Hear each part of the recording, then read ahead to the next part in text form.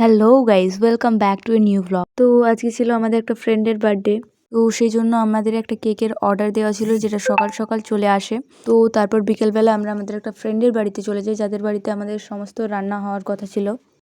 তো সেখানে পৌঁছে আমি দেখি এদিকে আমাদের কাজের লোকগুলো সব কাজে বসে পড়েছে।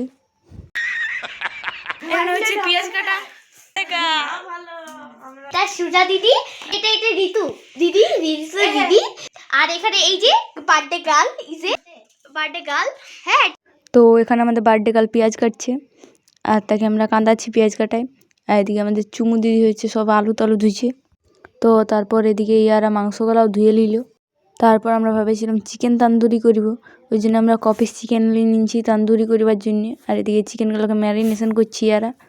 তো ওইদিকে ওরা চিকেন ম্যারিনেশন করছিল, আর এদিকে আমাদের চুমু দিদি হচ্ছে মশলা বাটছে। আর চুমু দিদি হচ্ছে একদম ঘরের কাজে এক্সপার্ট।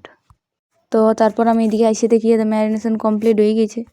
তো তারপর এদিকে আর আগুন জ্বালাবার চেষ্টা করছি, কিন্তু কেউ পারা নাই, শেষ পর্যন্ত আমি জ্বালাইছি। হ্যাঁ ভালো, এদিকে আগুন জ্বলে গেছে, আর এদিকে আমরা কড়াই চাপাই নিয়েছি একদম। তো তারপর চিকেন তন্দুরি করার জন্য ম্যারিনেশন করা চিকেনটাকে আমরা একদম তেলে ছেঁকে নিলাম। চিকেনের জন্য আলু ভাজা হচ্ছে, কারণ আমরা আলু দিয়ে চিকেন ভালোবাসি।